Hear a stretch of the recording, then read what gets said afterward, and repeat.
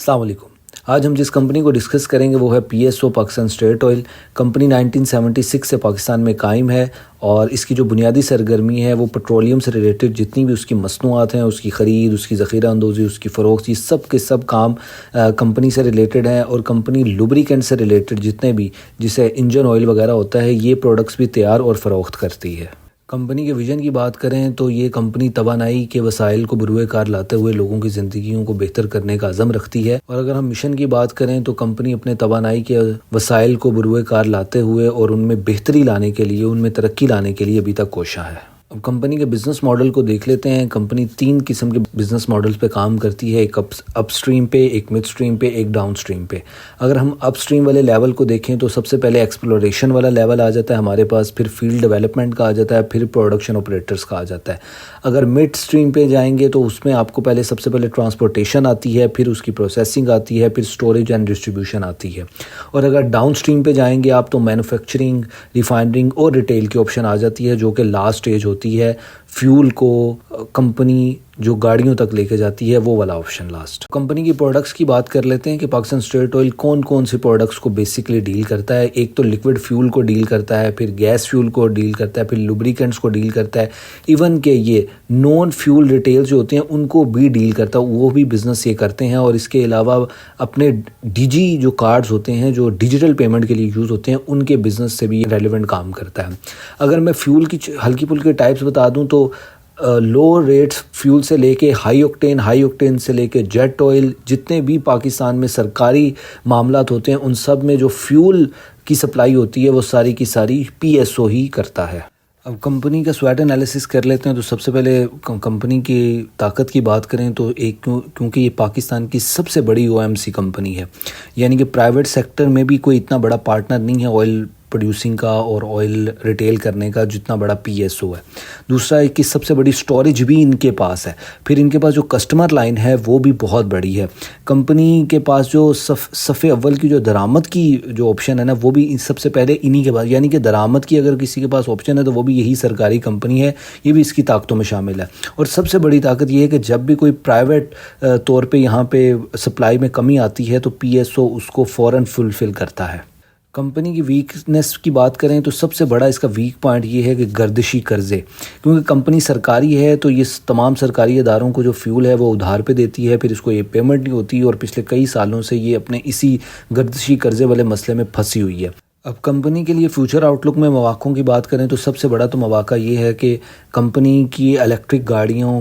کا ایک انقلاب پاکستان میں آ رہا ہے، تو کمپنی ان کے چارجنگ سٹیشن ایندھن کے متبادل کے طور پر اپنے سینٹرز میں لگا سکتی ہے، پھر اس سے ریلیٹڈ جتنی بھی سروسز ہیں وہ پرووائڈ کر سکتی ہے، پھر آئل ریفائنری کے بزنس میں انویسٹ کر سکتی ہے، پائپ لائنز کے ذریعے زیادہ تر آئل کو منگوا سکتی ہے کمپیریٹیولی کہ وہ ٹرانسپورٹیشن والے مسئلے میں پھنسے۔ اب کمپنی کے خطرات کی بات کر لیتے ہیں کہ اس کو مین تھریٹ کہاں پہ ہے، تو اس کو سب سے بڑا تو مسئلہ یہ ہے کہ جب اگر تیل کی قیمتوں میں اتار چڑھاؤ جتنا زیادہ ہوتا ہے کمپنی کے منافع میں اور کمپنی کے بزنس میں اتنا زیادہ فرق ہمیں دیکھنے کو ملتا ہے۔ دوسری طرف یہ کہ جب ان کے قرضے اتنے زیادہ بڑھ چکے ہیں، اگر وہ کمپنیز نے ان کو ادا نہ کیے تو یہ کمپنی خود بھی ڈیفالٹ کر سکتی ہے، یہ سب سے بڑا خطرہ ہے اس کے لیے۔ اور دوسرا یہ کہ پرائیویٹ سیکٹر میں اب کیونکہ نئے نئے برانڈ جس میں ارامکو وغیرہ، اٹک پیٹرولیم اور بہت سارے برانڈز آ رہے ہیں جو کہ اس کی سیل کو اور اس کے دھکیانوسی نظام کو دیکھتے ہوئے اس کو ہنٹ کر رہے ہیں اس کے بزنس کو۔ اب تھوڑا سا کمپیریزن کر لیتے ہیں ہم 2024-2025 کے اس کے بزنس ماڈل کا کہ کن کن سیکٹر میں بہتری آئی ہے، کن کن سیکٹر میں ان کو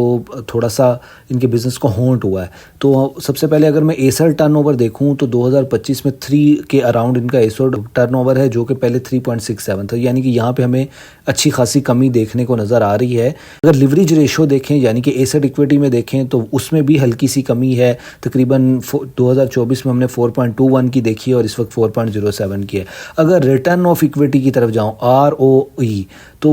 جو 6.86 2024 میں تھی وہ اب کچھ بہتر ہونے کے بعد 8.35% ہے 2025 میں۔ اب کمپنی کے شیئر کی پرفارمنس ہم دیکھ لیتے ہیں ان سٹاک مارکیٹ، تو اس وقت کرنٹ پرائز ہمارے پاس 482 کے اراؤنڈ اس کی سٹاک مارکیٹ کی پرائز ہے۔ ریسنٹ ابھی ہائی جو لگایا وہ 494 کا لگایا، لو 189 کے اراؤنڈ تھا، اور پی ای ریشو اگر اس کی ہم دیکھیں تو وہ اراؤنڈ 11 ہے، اور سیکٹر کی پی ای ریشو بھی اراؤنڈ 11 ہی ہے۔ PSO کا فری فلوٹ جو دیکھیں شیئرز کا فری مارکیٹ میں وہ کتنا ہے تو وہ اراؤنڈ 50% ہے ہمارے پاس، اور فزیکل ایئر ہمارے پاس جون میں اس کا اینڈ ہو رہا ہے۔ کمپنی کی ڈیویڈنڈ ییلڈ کی بات کروں تو 2.65% کی ڈیویڈنڈ ییلڈ ہے، اور سیکٹر کی بھی 3.65 ہے، جو کہ کمپیریٹیولی دوسرے سیکٹرز کے بہت کم ڈیویڈنڈ ییلڈ ہے۔ اگر کمپنی کا میں رزلٹ کو کوارٹرلی بیسس پہ آپ کو دیکھوں تو 2025 کے پہلے کوارٹر میں تقریباً 8 روپے کی 8.5 روپے کی ارننگ تھی، 2025 میں تھوڑی دوسرے کوارٹر میں تھوڑی اور بہتر ہوتی ہے اور 15.5 روپے کے اراؤنڈ آتی ہے، اور 2025 کے تیسرے کوارٹر میں تقریباً پھر وہی 8 روپے کے اراؤنڈ آتی ہے۔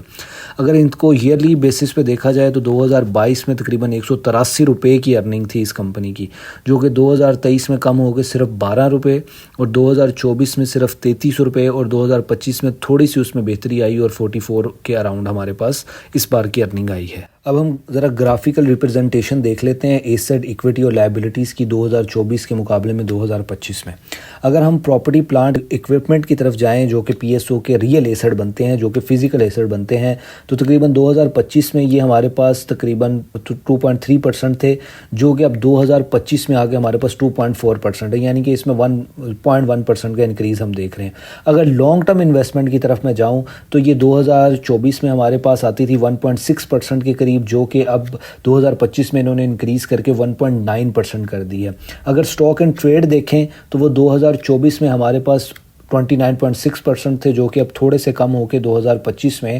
24.6% کے قریب آ گئے۔ اگر آپ اس کا ٹریڈ ڈیڈ دیکھیں گے، یعنی کہ جو گردشی قرضہ ہے جو کہ مین مسئلہ ہے کمپنی کا، وہ 2024 میں 50% تھا، جو کہ 2025 میں کم ہو کے تقریباً 43%، یعنی کہ 7% کا اس میں کمی آئی ہے، جو کہ بہت اچھی بات ہے۔ اگر اس کے آگے کیش اینڈ بیلنس کو میں آپ کو بتاؤں تو 2024 میں کمپنی کے پاس جو کیش اینڈ بیلنس پڑا ہوا تھا وہ اراؤنڈ 2.3% کے قریب پڑا ہوا تھا، جو کہ اب 2025 میں آ کے 2.4% کے قریب ہے، یعنی کہ 0.1% کا انکریز ہمیں یہاں بھی دیکھنے آ رہا ہے۔ اسی طرح آپ سارے کے سارے چیزوں کو 20 سے 25 میں as a graphical representation boring کے لحاظ سے، نان کرنٹ لائبلٹیز کے لحاظ سے، شیئر کیپٹل کے لحاظ سے کمپیریزن کر سکتے ہیں۔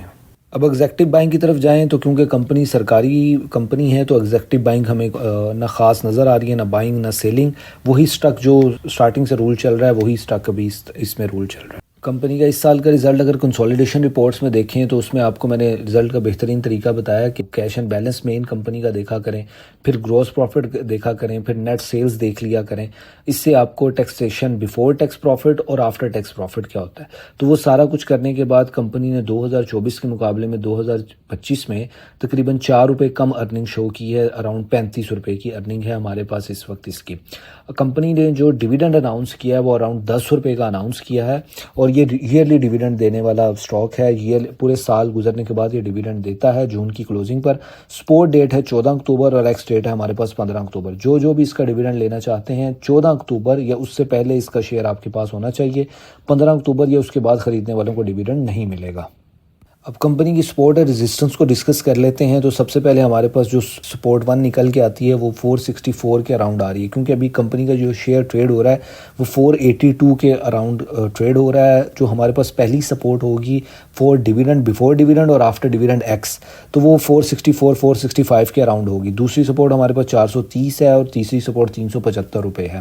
ریزسٹنس اس کی جو ریسنٹ ہائی ہے 495 اراؤنڈ 500 کے قریب، وہی اس کی ریزسٹنس ہوگی۔ اگر یہ اس کو کراس کرتا ہے تو پھر اس کے نئے ٹارگٹ نکل کے آئیں گے۔ بہت شکریہ آپ سب کا۔